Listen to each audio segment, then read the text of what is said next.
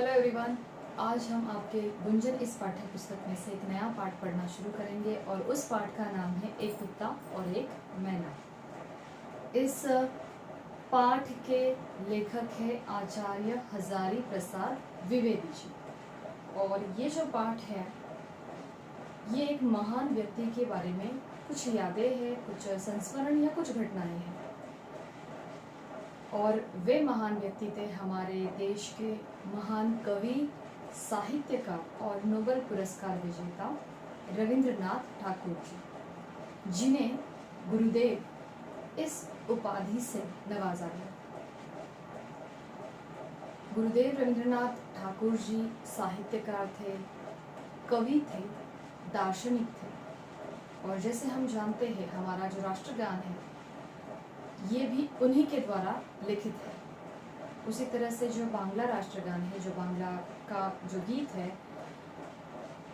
वो भी उनके द्वारा लिखा गया है।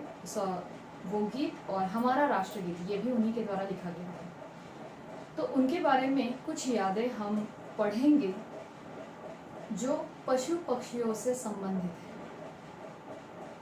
दो घटनाएं हैं, दो या लगभग 3 घटनाएं हैं जो हमें पढ़नी है।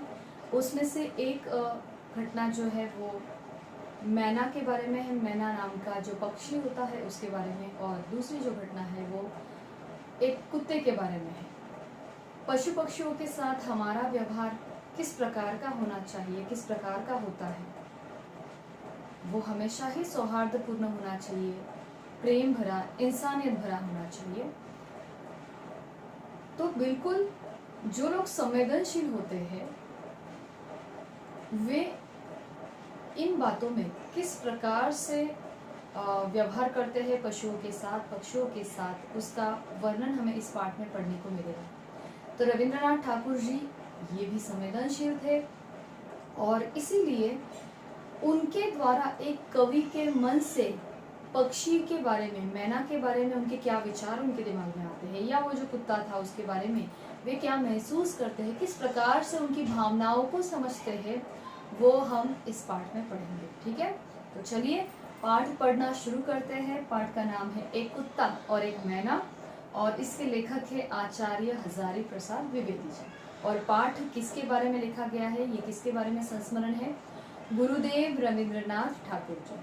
ठीक है, चलिए पाठ पढ़ते हैं।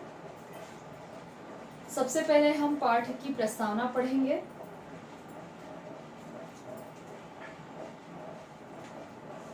यह पाठ एक ललित निबंध है। ललित निबंध यानी एक छोटा सा निबंध है। लेखक ने गुरुदेव रविंद्रनाथ ठाकुर के साथ बिताए समय को अत्यंत रोचक ढंग से प्रस्तुत किया है।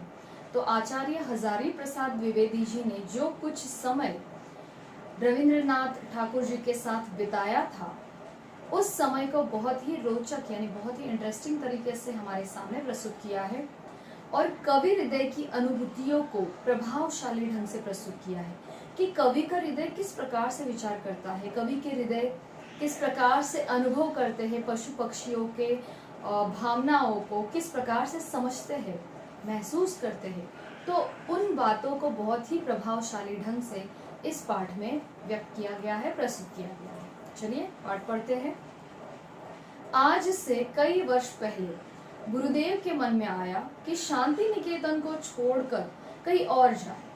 गुरुदेव के मन में कई सालों पहले क्या सवाल आया था, कौन सी बात आई थी कि शांति निकेतन को छोड़कर कहीं दूसरी जगह रहने चले जाए।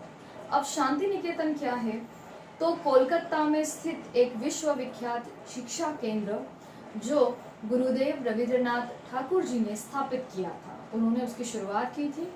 शांति निकेतन जो शिक्षा केंद्र है, तो उनके मन में ये ख्याल आया रविंद्रनाथ ठाकुर जी के मन में कि शांति निकेतन को छोड़कर किसी और जगह रहने चले जाए।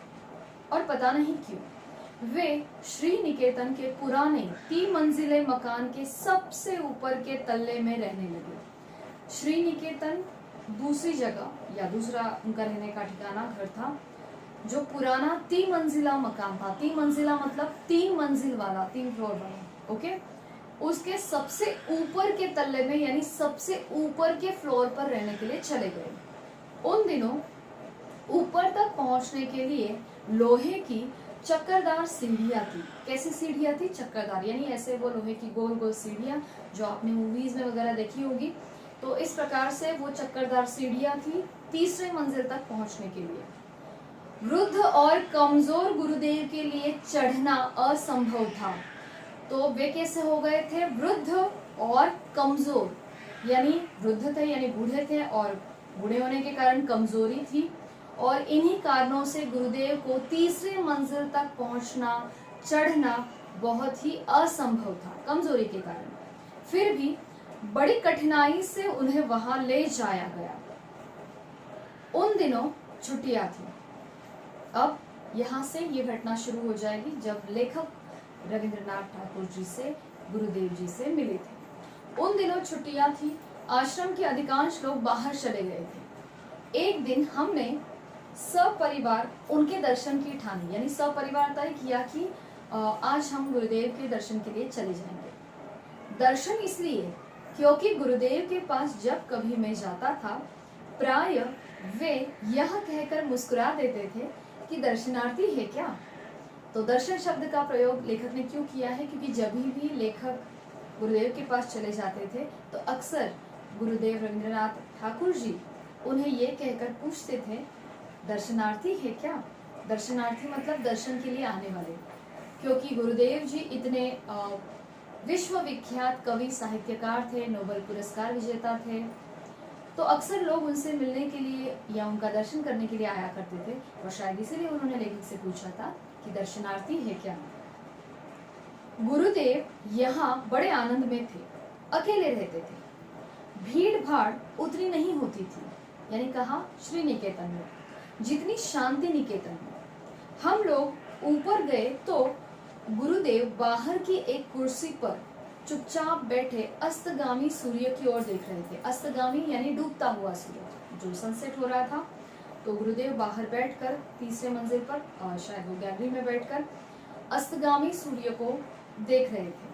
हम लोगों को देखकर मुस्कुराए, क्योंकि लेखक अपने परिवार के साथ रहे थे। तो उन लोगों को देखकर गुरुदेव मुस्कुराए, बच्चों से जरा छेड़छाड़ की, मतलब थोड़ी बातचीत की, कुशल पूछी, हालचाल पूछा, और फिर चुप हो गए। ठीक उसी समय उनका कुत्ता धीरे धीरे ऊपर आया, उनके पैरों के पास खड़े होकर पूंछ हिलाने लगा। उनका कुत्ता ऊपर आया और उनके पैरों के पास खड़े होकर पूंछ हिलाने लगा। गुरुदेव ने उसकी पीठ पर हाथ फेरा और वह आंखें मूंद कर अपने रोम रोम से उस स्नेह का अनुभव करने लगा। और कुत्ते के ऊपर जब उन्होंने पीठ पर जब हाथ फेरा तो कुत्ता भी अपने रोम रोम से, मतलब जो पोर्स होते हैं शरीर के, उसको रोम कहते हैं। तो कहने का मतलब क्या है कि उनके स्पर्श से वो स्नेह का, प्रेम का अनुभव करने लगा। गुरुदेव ने हम लोगों की ओर देखकर कहा, अच्छा आंखें मूंद कर मतलब क्या? आंखें बंद करके।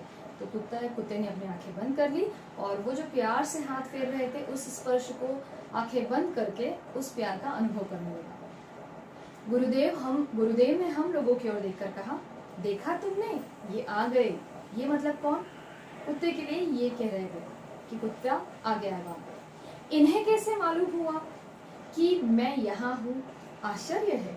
और देखो इनके चेहरे पर कैसी शांति दिखाई दे रही है। तो गुरुदेव ने क्या कहा कुत्ते के बारे में कि देखो ये आ गए, पता नहीं इनको कैसे पता चला कि मैं यहाँ हूँ। और इनके चेहरे पर देखो कैसी शांति नजर आ रही है। हम लोग उस कुत्ते के आनंद को देखने लगे। किसी ने इसे राह नहीं दिखाई थी, न उसे यह बताया था कि उसके स्नेहदाता यहाँ से 2 मील दूर है, और फिर भी वह पहुंच गया। इसी कुत्ते को लक्ष्य करके उन्होंने आरोग्य में इस भाव की एक कविता लिखी थी कि प्रतिदिन प्रातःकाल यह भक्त कुत्ता स्तब्ध होकर आसन के पास तब तक बैठा रहता है जब तक अपने हाथों के स्पर्श से मैं इसका संग स्वीकार नहीं करता। तो ये कुत्ता शांति निकेतन से श्री निकेतन आया था, जो रास्ता 2 मील का था, मतलब लगभग 3 किलोमीटर का होगा, 3 किलोमीटर के आसपास, कि उसे किसी ने बताया नहीं था कि तुम्हारे स्नेहदाता, यानी तुम्हारे ऊपर प्यार छिड़कने वाले गुरुदेव शांति निकेतन छोड़कर श्री निकेतन रहने गए हैं। फिर भी वो वहां पहुंच गया था। और उसी कुत्ते के ऊपर उन्होंने आरोग्य में एक कविता भी लिखी थी कि हर दिन प्रतिदिन प्रातः काल यानी सुबह यह भक्त कुत्ता स्तब्ध होकर गुरुदेव के आसन के पास तब तक बैठा रहता है जब तक वे प्यार से उसके पीठ पर हाथ नहीं फेरते। तो ये जो घटना है, लेखक जब गुरुदेव से मिलने गए थे तब उन्होंने ये कुत्ते वाली बात जो है उन्होंने वहाँ पे देखी और गुरुदेव से ये बात सुनी। मैं जब यह कविता पढ़ता हूँ, यानी आरोग्य में कुत्ते के ऊपर लिखी हुई गई कविता, तब मेरे सामने श्री निकेतन की वह घटना प्रत्यक्ष सी हो जाती है। प्रत्यक्ष मतलब जैसे मेरी आंखों के सामने घट रही हो ऐसे दिखने लगती है। उस दिन मेरे लिए वह एक छोटी सी घटना थी, आज वह विश्व की अनेक महिमाशाली घटनाओं की श्रेणी में जा बैठी है। महिमाशाली मतलब बहुत ही अभिमानास्पद, गौरवमय। तो लेखक कहते हैं कि जब वे कुत्ते वाली कविता पढ़ते हैं जो कुत्ते के ऊपर लिखी गई थी, तो उनको वो श्री निकेतन वाली घटना जैसे कि वैसे दिखाई देने लगती है आंखों के सामने। उस समय जब वो घटना घटी थी वो मेरे लिए एक मामूली छोटी सी घटना थी, लेकिन आज वो घटना मेरे लिए एक बहुत ही महिमाशाली घटनाओं के लिस्ट में पहुंच गई है। ओके, इस प्रसंग में एक और आश्चर्यजनक बात का उल्लेख किया जा सकता है। जब गुरुदेव की चिताभस्म कोलकाता से आश्रम में लाई गई, मतलब गुरुदेव जी की देहांत के बाद जो उनका चिताभस्म होता है यानी अस्थियां, ओके, वो कोलकाता से जब उनके आश्रम में लाई गई, उस समय न जाने किसी सहज बोध से, सहज बोध यानी एक स्वाभाविक ज्ञान होना, जैसे वो कुत्ते को भी मालूम था कि ये गुरुदेव जी की अस्थियां हैं। सो न जाने किस सहज बोध के बल पर वह कुत्ता आश्रम के द्वार तक आया, कलश के पास उन अस्थियों के कलश के पास चुपचाप बैठा रहा और आश्रम वासियों के साथ चुपचाप भस्म को अंतिम विदा देने भी गया। यानी जब वो चिताभस्म आश्रम में लाया गया, फिर जो श्रद्धांजलि है वो दी जाती है और उसके बाद जब वो चिताभस्म नदी में अर्पित किया जाता है, बहाया जाता है, तो कुत्ता भी सारे आश्रम वासियों के साथ वहाँ तक उस चिताभस्म को, अस्थियों को विदा कराने के लिए गए। तो लेखक ने कुत्ते के बारे में दो घटनाएं यहाँ पे लिखी है। एक तो ये चिताभस्म वाली, अस्थियों वाली घटना गुरुदेव के देहांत के बाद घटी हुई, और पहली घटना है जब गुरुदेव से मिलने गए थे तो किस प्रकार से वो कुत्ता बिना किसी के बताए, बिना किसी के राह दिखाए शांति निकेतन से श्री निकेतन पहुंच गया। ठीक है, तो ये हो गई कुत्ते के बारे में दो घटनाएं। अब मैना के बारे में पढ़ेंगे। एक बार मैं सवेरे गुरुदेव के पास था। उस समय एक लंगड़ी मैना फुदक रही थी। जब सुबह सुबह लेखक एक बार गुरुदेव के पास गए थे और उस समय एक लंगड़ी मैना एक पक्षी है, फुदक रही थी, मतलब उछल कूद कर रही थी और वो लंगड़ी थी। गुरुदेव ने कहा, देखते हो यह रोज फुदकती है, ठीक यही आकर मुझे इसकी चाल में एक करुण भाव दिखाई देता है। करुण मतलब दया का भाव, जैसे वो दुख में है, जैसे वो दर्द में है, और गुरुदेव जी को उसकी उछल कूद में वो दुख, वो करुणा वाला भाव उनके मन में आ जाता था जब वे मैना को देखते थे, जिसके वो बहुत दुख में थी, उदास थी। गुरुदेव ने अगर यह ना कह दिया होता तो मुझे उसका करुण भाव एकदम नहीं दिखता। मतलब लेखक क्या कहते हैं, अगर गुरुदेव नहीं बताते तो शायद वो मैना दुखी है, उदास है, वो मैं महसूस भी नहीं कर पाता। मेरा तो अनुभव था कि मैना करुण भाव दिखाने वाला पक्षी है ही नहीं, मतलब उदास रहने वाला, दया दिखाने वाला, दया के भाव वाला वो पक्षी है ही नहीं, वो तो बहुत खुशहाल टाइप का है। ऐसे किसका मानना था? लेखक का। और ये लेखक की राय क्यों थी कि मैना करुण भाव वाला पक्षी नहीं है? तो उसकी घटना हमें आगे दी है, तो ध्यान दो। 3-4 वर्ष से मैं एक नए मकान में रहने लगा हूँ, यानी लेखक। मकान की दीवारों में चारों ओर एक एक सुराख छोड़ रखा है। सुराख मतलब क्या? खाली जगह। जो पुराने जमाने में जो मकान बांधे जाते थे तो कॉर्नर में जो जगह है वो खाली रखी जाती थी और ऊपर से फिर छत डाला जाता था। एक मैना दंपति नियमित रूप से प्रतिवर्ष यहाँ गृहस्थी जमाया करते हैं। तो वो जो खाली जगह छोड़ रखी थी चारों ओर कॉर्नर में, वहाँ पे एक मैना कपल, मैना दंपति मतलब मैना पति पत्नी, नियमित रूप से हर साल अपना घोंसला बनाते थे उस खाली जगह में, उस सुराख में। तिनके और चिथड़ों का ढेर लगा देते हैं। तिनके मतलब सूखी घास के टुकड़े, और चिथड़े मतलब फटे पुराने कपड़ों के टुकड़े छोटे छोटे, तो उनका ढेर लग जाता था। हैरान होकर हम सुराखों में ईंटें भर देते थे, परंतु वे खाली बची जगह का भी उपयोग कर देते हैं। तो लेखक ने परेशान होकर वो जो खाली जगह है वहां पे ईंटें भर दी सुराखों में, फिर भी उसमें से थोड़ी सी जगह भी खाली रहती तो भी वे उस खाली जगह में अपना घोंसला बनाते थे। पति पत्नी यानी मैना पति पत्नी जब कोई एक तिनका लेकर सुराख में आते हैं तो उनके भाव देखने लायक होते हैं। पत्नी देवी का तो क्या कहना, एक तिनका ले आई तो फिर एक पैर पर खड़ी होकर नए पंखों को फटकार दिया। तो ये वर्णन किया है कि किस प्रकार से वो खुशी से घोंसला बनाते थे। तो पत्नी देवी क्या करती थी, एक तिनका लेकर आती थी, फिर एक पैर पर खड़ी होकर अपने पंखों को फटकारती थी, साफ करती थी। चोंच को भी अपने पैरों से साफ कर दिया और फिर नाना प्रकार की मधुर वाणी में गाना शुरू कर दिया। नाना प्रकार यानी विविध प्रकार, अनेक प्रकार की मधुर वाणी, मधुर आवाज करके वो गाना शुरू कर देती थी। अचानक अगर इसी समय पति देवता भी कोई कागज का या गोबर का टुकड़ा लेकर उपस्थित हुए, कागज या गोबर का टुकड़ा किस लिए, वही घोंसला बनाने के लिए, रहने की जगह बनाने के लिए, तब तो क्या कहना, मतलब दोनों तो एकदम खुशी से नाच गान करते थे, मैना पति पत्नी। ओके, दोनों के नाच गान से यानी मैना पति पत्नी के नाच गान से और आनंदमय नृत्य से सारा घर गूंज उठता था।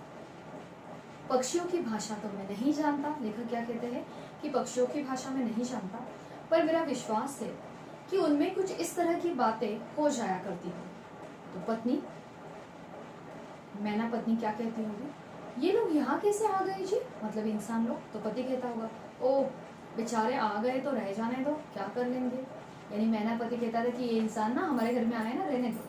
पत्नी, लेकिन फिर भी इनको इतना तो ख्याल होना चाहिए कि ये हमारा प्राइवेट घर है। तो पत्नी क्या कहती है, मैना पत्नी, कि इंसानों को समझना चाहिए ना कि हमारा प्राइवेट घर है। पति, आदमी जो है इतनी अकल कहाँ। तो मैना पति क्या कहता था कि ये इंसान है, उनमें इतनी अकल नहीं होती। पत्नी, जाने भी दो पति, और क्या। तो लेखक इमेजिन करता था कि शायद वो मैना पति पत्नी इस प्रकार से बातचीत करते होंगे। सो इस प्रकार की मैना कभी करुण हो सकती है, ये मेरा विश्वास ही नहीं था। गुरुदेव की बात पर मैंने ध्यान से देखा, जो वो लंगड़ी मैना फुदक रही थी ना, उस मैना को मैंने ध्यान से देखा तो मालूम हुआ कि सचमुच ही उसके मुख पर एक करुण भाव है, दुख भरा भाव है। शायद वह विधुर पति था या फिर विधवा पत्नी। विधुर पति मतलब जिसने अपने पत्नी को खो दिया है, या विधवा पत्नी जिसने अपने पति को खो दिया है, जो किसी बिडाल के क्रूर आक्रमण के कारण अकेली रह गई थी। बिडाल मतलब कौन, जंगली बिल्ली, जंगली बिल्ला। तो शायद किसी जंगली बिल्ली ने उनका उस मैना पति पत्नी पर आक्रमण किया होगा और दोनों में से एक उस आक्रमण का शिकार हो गया होगा और एक पीछे रह गया है, इसलिए वो अकेला रह गया। हाय, क्यों इसकी दशा ऐसी है। शायद इसी मैना को लक्ष्य करके गुरुदेव ने बाद में एक कविता लिखी थी, और इसी मैना के ऊपर शायद गुरुदेव जी ने एक कविता भी लिखी थी। जब मैं इस कविता को पढ़ता हूँ तो उस मैना की करुण मूर्ति, दुख भरी मूर्ति अत्यंत स्पष्ट रूप से मेरे सामने आ जाती है। मैंने उसे देख कर भी नहीं देखा था, और किस प्रकार कवि की आंखें यानी गुरुदेव जी की आंखें इस बेचारे के हृदय तक पहुंच गई, मैं सोचता हूँ तो हैरान हो जाता हूँ। और यहाँ पे अपना पाठ खत्म हो जाता है। तो लेखक ने क्या महसूस किया कि मैंने उस लंगड़ी मैना को फुदकते देखा तो मुझे वो बिल्कुल भी समझ में नहीं आया कि वो दुखी है, करुण भाव में है। लेकिन गुरुदेव ने कि एक कवि का हृदय किस प्रकार से संवेदनशील होता है, उन्होंने उसके फुदकने से ही उसके हृदय के भाव जान लिए, जो शायद लेखक जैसे हमारे तुम्हारे जैसे सामान्य लोग इस प्रकार से पशु पक्षियों की भावना को नहीं समझ सकते। ठीक है, तो चलिए यहाँ पर हमने पाठ पूर्ण कर दिया है। आपको ये पाठ फिर से पढ़ना है, अच्छे से समझना है, और अगर कुछ डाउट्स है तो मार्क करके रखने हैं। साथ ही साथ शब्दार्थ आपको लर्न करने हैं इस पाठ के, ताकि जब हमारा जूम लेक्चर होगा उसमें मैं शब्दार्थ आपको सबसे पहले पूछूंगी। अब प्रश्न देखते हैं। शांति निकेतन छोड़ने का विचार गुरुदेव जी के मन में क्यों आया? क्योंकि शांति निकेतन में बहुत ज्यादा चहल पहल थी, लोगों का आना जाना था। देखा तुमने ये आ गई, ये शब्द गुरुदेव ने किसके लिए कहे हैं? कुत्ते के लिए कहे। कुत्ते के बारे में लिखी कविता पढ़कर लेखक को कौन सी घटना याद आती है? कौन सी घटना? तो वही जो अस्थियों वाली घटना, चिताभस्म वाली घटना।